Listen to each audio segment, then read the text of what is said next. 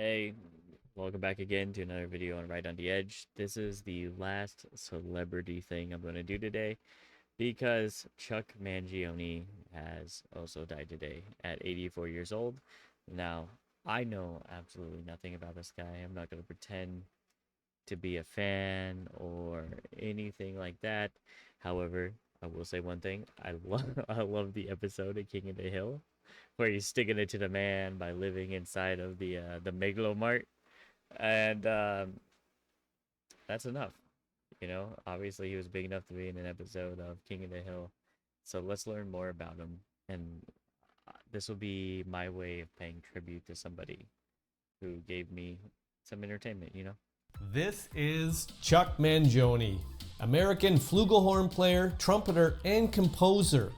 I know nothing about what a flugelhorn is, but that's pretty interesting. Now, if you're into the flugelhorn and musicians that fuse jazz with pop, you came to the right place.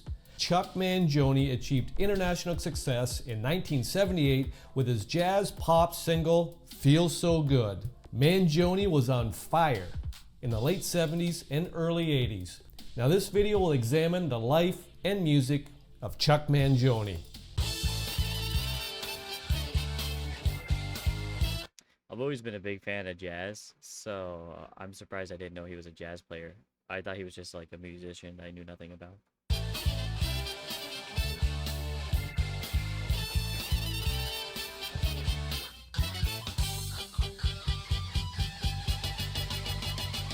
Welcome back to my channel and That was a really cool intro. welcome to the life and music of Chuck Mangione. Mangione came to prominence as a member of Art Blakey's band in the 1960s and later co-led the Jazz Brothers with his brother Gap. He achieved international success in 1978 with his jazz pop single Feels So Good. Yeah, I mean, this is the only one I've heard about so far, so it must have been massive in the jazz community. Mangione has released more than 30 albums since 1960. 30 albums, and I never learned anything more about this guy other than his King of the Hill episode.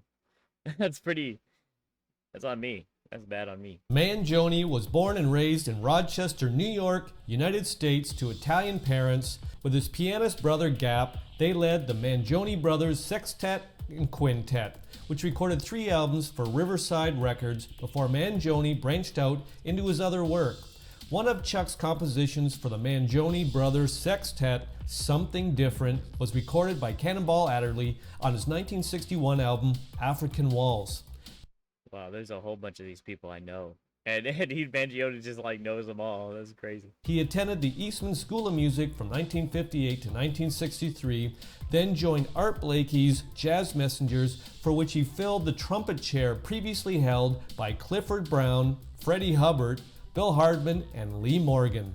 In the late 1960s, Mangione was a member of the band The National Gallery, which in 19...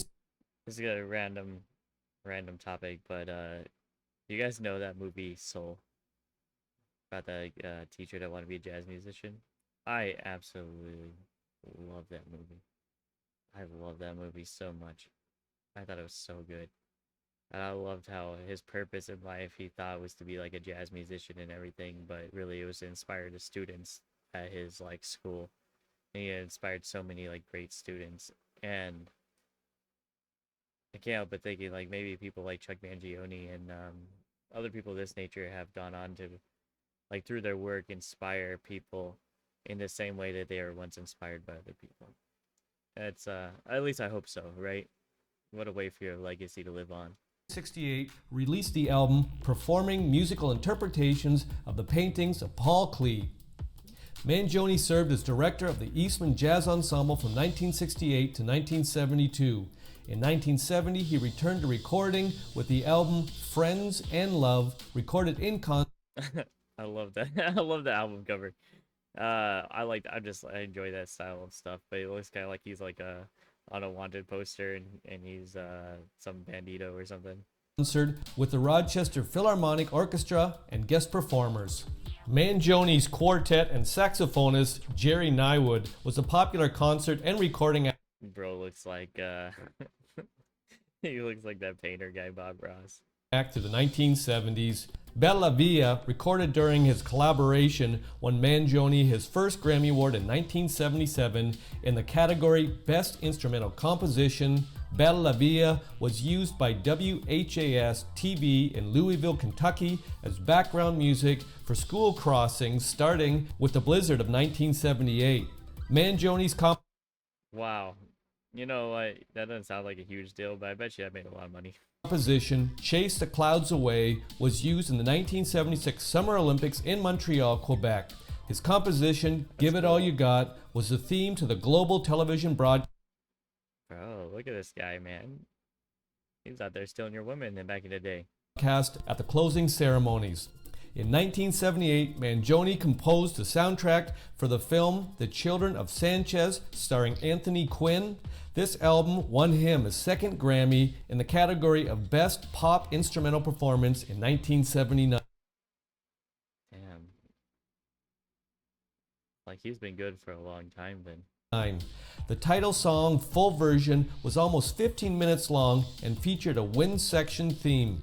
In 1981, Mangione composed and performed the theme for the film The Cannonball Run. In addition to his quartet with Nywood, Mangione had much success with his later 1970s ensemble with Chris Vidala on saxophone and flutes, Grant Geisman on guitars, Charles Meeks on bass guitar, and James Bradley Jr. on drums. I don't understand how I didn't know about this guy. When he's done stuff that I have, all these people around him, I recognize their names. And it's with him, it's like, oh yeah, that guy from King of the Hill. He's not just that guy from King of the Hill. Oh my god, this dude's crazy. This version of Mangione's band, Excuse me, this dude was crazy. Crazy good. Crazy good. recorded and toured behind the hit studio album Feel So Good and Fun and Games and the Children of Sanchez soundtrack. Some band members participated in the Tarantella benefit concert in 1980. The liner notes of the album describe the frenzy in which the performance was put together. Unable to set up on stage the day before, Mangione and his crew had only the day of the show to set up lights, sound, and recording gear. He had only 9 hours the day before to rehearse at A&M Studios. Bro, don't even need rehearsing, man. He's the GOAT. With the orchestra's musicians and was never able to run through the entire set list once in its entirety. In December 1980, Mangione held a benefit concert in the Americana Hotel Ballroom in Rochester to benefit. Why does that face look familiar too? Wait, that can't be him with just a different hairstyle, huh? Man, mustaches, they're coming back. You know, my brother has one of these. Benefit the victims of an earthquake in Italy. The 9-hour concert included jazz performers Chick Corea, Steve Gadd, and Dizzy Gillespie, among a host of other session and concert musicians. Soon after, A&M released Tarantella, named for the Italian traditional dance, a vinyl album of some of the concert's exceptional moments. A 1980 issue of Current Biography called Feel So Good, the most recognized tune since Michelle by the Beatles. He raised over $50,000 for St. John Nursing Home at his 60th birthday bash concert at the Eastman Theater and played a few bars of Feel So Good. In 1997, Mangione did a session with Les Paul. Mangione was told of how he beat out Paul for the Album of the Year award.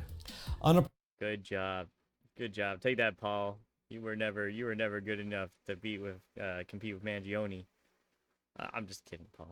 I don't know who you are. You're one of the few people in this video I don't recognize. Personal note, I was introduced to the trumpet September 1978. Man, that went loud, didn't it? I was practicing for about 6 months, fell in love with the trumpet. I was in a concert stage band, Dixieland band. Bro, he uses his, he wears his watch like they do in Japan, you know? Gotta look at it like that. Boom. Boom. At that time, Chuck Mangione's Feel So Good was all over the airwaves. Saw this funny guy with a hat, kind of long hair, hugging that flugelhorn on the album cover of that Feel So Good album. Yeah. And everybody wanted to play a flugelhorn. Well, we didn't have any. Bro, I didn't even know what a flugelhorn was. This is the first time I heard about it. If somebody had come up to me and said, hey, do you like the flugelhorn? I would have assumed that they were talking about a Dr. Seuss book instrument. You know, like one of those like crazy lines from one of his books. Flugelhorns.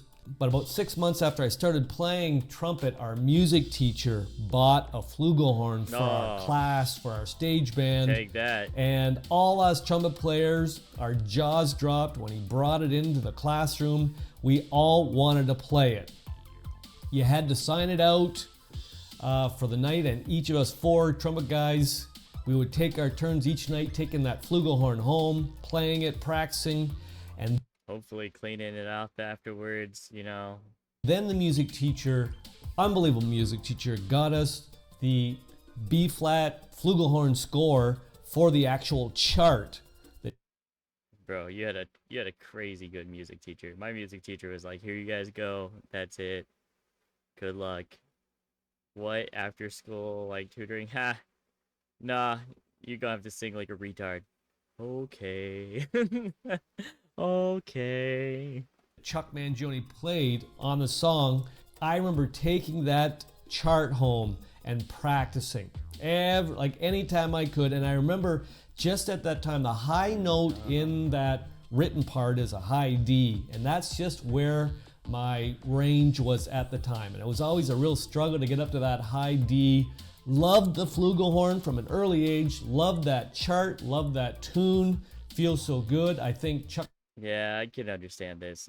So when I was in school, I played the saxophone, and oh, I love the saxophone. Don't get me wrong, but come on, when it came to like that tenor sax, oh, the tenor sax, man, dude, I love that sound. I love the sound of a tenor saxophone.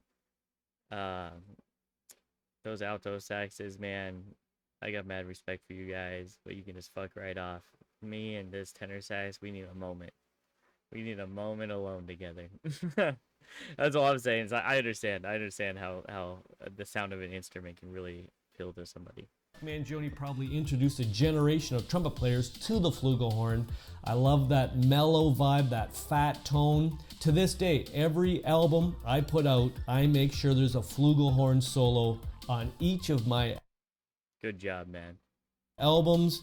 As a tribute to Chuck Mangione, he was on fire in the late 70s, early 80s.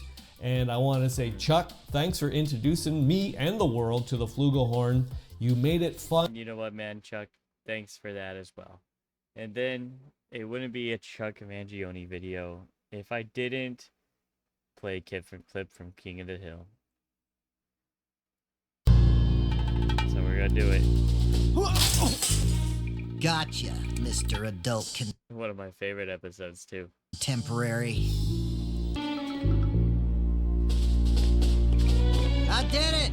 I caught Chuck Mangione! Yeah. What in the hell? Honestly, what a good prank. Oh, you're just the kids from the music department. Yeah, eat it. He totally thought Take we were that. Chuck Mangione, bro. We tooled you big time. Oh, you were such a tool. We tooled you big time. I forgot that was used like that. That's crazy. Ah, man, you got in, Dale. I blew it. Or so we think. All my exterminator's instincts were wrong. I'm not fit to live on this earth, let alone kill the things that live on this earth. That's a great Dale line. Ah. Oh, you know what we should do? Dude, we should dress him up in ladies' lingerie, take him to the photo department, and make him sit on our laps. Let's just shave his head like we planned. Sus, buddy. Ah! Ah! Come out, wherever you are. You can no. run, but you can't hide.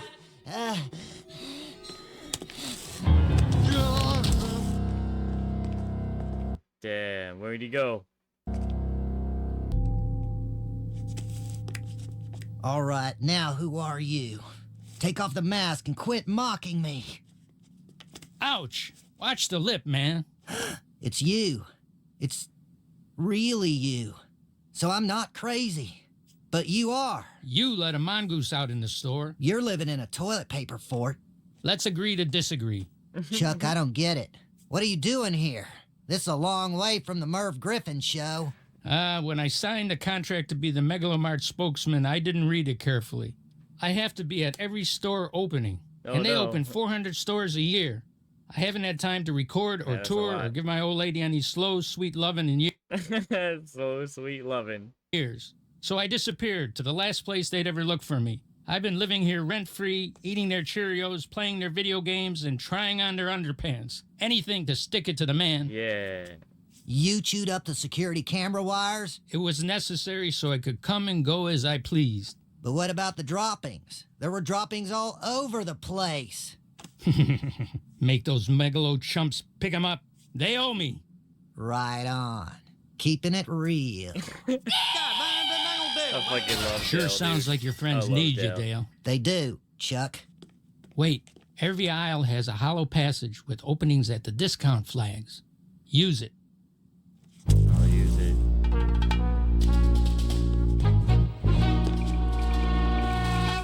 Look here, I don't know what you two are hopped up on, but it's going to wear off and you're going to be very regretful about your actions. Can't breathe. Gentlemen, the infestation is over.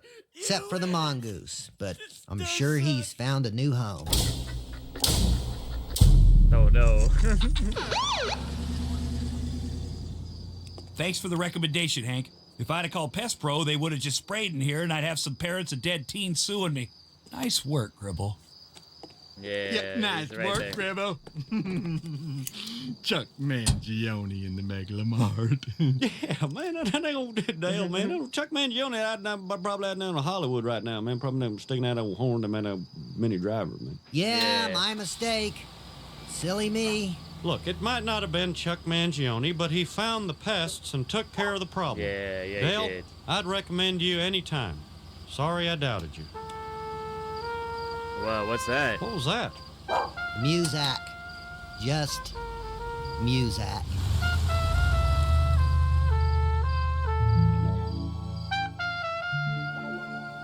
This is Chuck Mangione.